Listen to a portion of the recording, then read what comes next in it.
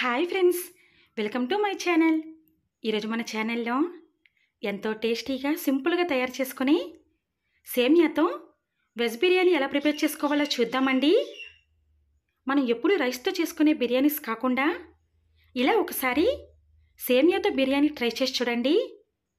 Taste అయితే చాలా బాగుంటుందండి, చాలా డిఫరెంట్గా కూడా ఉంటుంది. ఇది తప్పకుండా ట్రై చేసి టేస్ట్ చేయాల్సిన రెసిపీ అండి. అయితే ముందుగా దీన్ని తయారు చేసుకోవడానికి కావలసిన ఇంగ్రీడియంట్స్ అన్నిటినీ కూడా రెడీగా పెట్టుకోవాలి. తరువాత స్టవ్ ఆన్ చేసుకొని స్టవ్ పై ఒక ప్యాన్ పెట్టుకొని అందులో 1 స్పూన్ ఆయిల్ని వేసుకోవాలి. ఆయిల్ బాగా హీట్ అయిన తర్వాత అందులో కొన్ని మసాలా దినుసులను వేసుకొని ముందుగా వీటిని బాగా ఫ్రై చేసుకోవాలి. ఇవి బాగా ఫ్రై అయిన తర్వాత ఇందులో సన్నగా కట్ చేసుకున్న 1 కప్ ఆనియన్ పచ్చిమిర్చిని కూడా వేసుకొని 1 స్పూన్ సాల్ట్ని వేసుకొని కొంచెం కరివేపాకు కూడా వేసుకొని బాగా మిక్స్ చేసుకొని వీటిని ఒక 10 నిమిషాల పాటు మూత పెట్టుకొని మగ్గించుకోవాలి. తర్వాత ఇందులో 1 స్పూన్ అల్లం వెల్లుల్లి పేస్ట్ని కూడా వేసుకొని ఇది పచ్చివాసన పోయేంత వరకు బాగా ఫ్రై చేసుకోవాలి.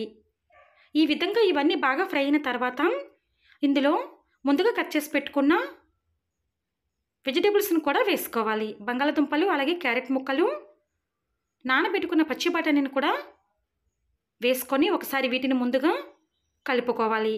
అలాగే కొన్ని జీడిపప్పును కూడా వేసుకొని కొన్ని టమాటో ముక్కలను కూడా వేసుకోవాలి.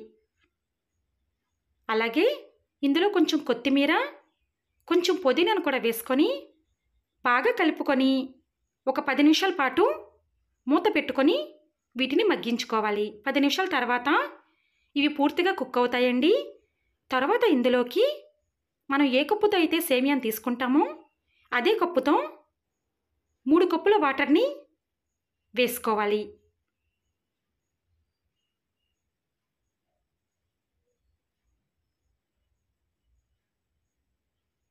ఈ విధంగా వాటర్ని వేసుకున్న తర్వాత ఇందులో 1 స్పూన్ బిర్యానీ మసాలా, 1 స్పూన్ సాల్ట్ని కూడా వేసుకొని వాటర్ని బాగా మరిగించుకోవాలి.